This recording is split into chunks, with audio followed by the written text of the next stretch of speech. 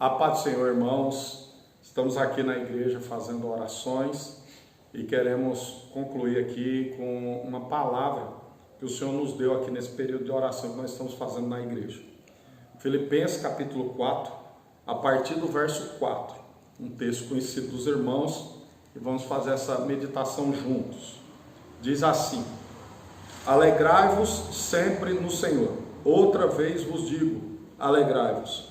Seja a vossa equidade notória a todos os homens, perto está o Senhor.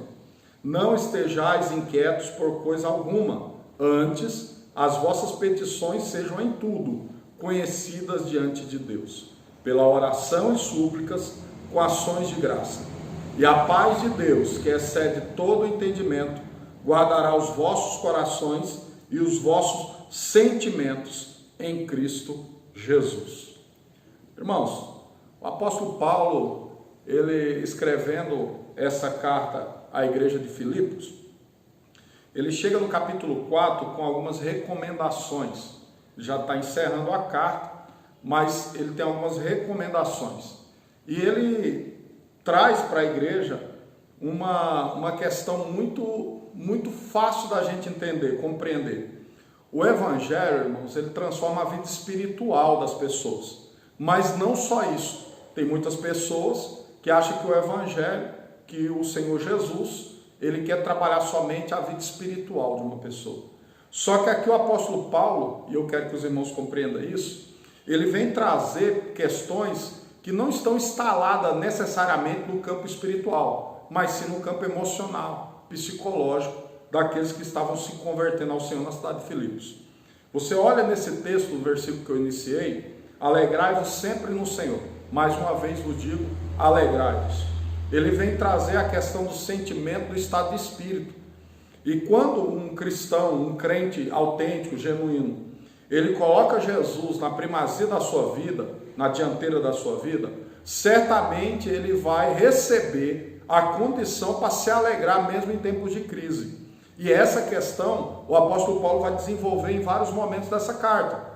Nós entendemos quando ele olha para a igreja e diz assim: olha, eu sou prisioneiro de Cristo, eu estou na prisão enquanto escrevo essa carta, mas isso não é motivação para que vocês se entristeçam, pelo contrário, eu estou aqui debaixo da soberania de Deus, guardado por Deus, e tenho motivo para continuar fazendo a obra e adorando o Senhor. E ele diz para a igreja de Filipos: olha, eu tenho orado por vocês. Então, essa questão, ela traz um ensinamento muito claro para nós, né, irmão? Muito prático. Em todo momento, em qualquer circunstância, a nossa fé, ela vai trazer um estado de espírito onde nós devemos nos alegrar no Senhor, regozijar nele, e devemos ter paz, que agora ele vai comentar sobre isso. Ele continuando, ele fala duas vezes no mesmo versículo: alegrai-vos, alegrai-vos. A igreja, ela tem motivo. Quem é crente, salvo em Cristo Jesus, tem motivo para se alegrar, mesmo no meio das tribulações. Continuando, ele diz assim: seja a vossa equidade notória a todos os homens, perto está o Senhor. Olha só que condição linda que o apóstolo Paulo agora traz. A igreja, ela vive a justiça de Deus. Seja a nossa equidade notória a todos os homens. Toda a vizinhança da igreja, toda a população, sociedade que olha para a igreja de Filipos, devia ver a justiça de Deus lá, a equidade do povo de Deus, a maneira sempre assertiva, concreta de se trabalhar em prol de todos, do coletivo. Eu vejo muita dificuldade quando eu percebo cristãos que são egoístas ou vaidosos, que olham para si em primeiro lugar e se contentam em estar sendo abençoado, independente da condição da sociedade ao seu redor. Aqui não. Jesus, com certeza, vai resplandecer através da igreja. Seja a vossa equidade notória. Todos notarão que Jesus está trabalhando através dos atos e atitudes da igreja. Perto está o Senhor. É escatológico. Jesus está vindo buscar a igreja. Mas também é algo diário na nossa vida, esse relacionamento. Ele está conosco até a consumação dos séculos. Perto está o Senhor. E a igreja, ela expressa isso quando vive uma vida digna da nossa vocação. Não estejais inquietos por coisa alguma, antes as vossas petições sejam em tudo conhecidas diante de Deus pela oração e súplicas e com ações de graça. Já que o apóstolo está falando de questões interiores do ser humano, a paz, a ansiedade, a equidade, são questões interiores, emocionais até, a alegria. Ele agora diz, olha, vocês não precisam estar ansiosos ou inquietos, não.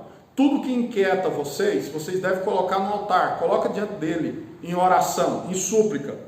E certamente o Senhor, ele vai ouvir, e ele vai acalmar o coração, ele vai equalizar a situação, primariamente dentro de você. E depois, com certeza, ele vai apaziguar todas as tempestades exteriores. E o Senhor, com certeza, ele vai ouvir a sua oração na hora da situação adversa. A oração na hora que a ansiedade está batendo na porta. Mas ele também quer ouvir as ações de graça. As orações junto com a adoração. No meio da tribulação, a gente adora, a gente agradece. A pessoa que é grata, ela vai desenvolver todos os dias ações de graça. É uma questão muito clara também nos crentes fiéis de todas as eras. Eles adoravam em todo o tempo. Irmãos, não dá para se dividir. Na hora que eu estou passando luta, eu vou orar. Na hora que eu receber a bênção, eu vou adorar. Não, eu vou adorar agora e quando Jesus abençoar, eu continuarei adorando. Essa é a recomendação para a igreja genuína. E ele continua, irmãos, e a paz de Deus, que excede todo entendimento, guardará os vossos corações e os vossos sentimentos em Cristo Jesus. Como eu disse, eu enxergo nesse texto o interesse de Jesus, de Deus, na nossa parte interior, nas nossas emoções e sentimentos. Eu vejo que o apóstolo Paulo entendia que quando Jesus ele entra na vida de uma pessoa, resolve o problema do pecado, justifica diante de Deus, mas tem interesse também de sanar questões de ordem psicológica, emocional e até social. E aqui o apóstolo deixa claro isso, que quando você está em oração e adoração, se aproximando dele, com a sua fé totalmente fortificada por essa presença, a paz de Deus, e a paz de Deus excede todo entendimento. A paz de Deus não depende de circunstância. Não depende se tem dinheiro no banco ou não tem. Às vezes nós temos condições muito boas. Quantas pessoas eu conheço que tem dinheiro, tem emprego, tem até fama, mas não tem paz. Quantas pessoas que eu conheço que passam tribulação, mas você olha e você consegue identificar a paz que ela tem no meio da sua tribulação. E isso é coisa divina, isso é coisa de Deus. A paz de Deus excede todo o entendimento. Não dá para se explicar. Jesus disse, a minha paz vos dou. E a minha paz não é como o mundo dá. Porque o mundo pode te cercar, muitas vezes de conforto, você se acomoda numa situação de proteção, mas essa proteção ela não vai muito longe. Ela não tem, irmãos, amplitude de te levar até a eternidade. Alguma coisa sempre acontece. Nunca você vai ter plenitude nas coisas que são aqui da terra. Mas em Jesus, irmãos, a paz, ela excede. Tudo que você possa fazer aqui na terra nunca vai alcançar o que vem do céu. Ela suplanta toda dificuldade. As pessoas doentes muitas vezes não alcançam a cura, mas tem paz no meio da doença. As pessoas com dificuldades financeiras, mesmo assim pode ter paz no meio da sua dificuldade.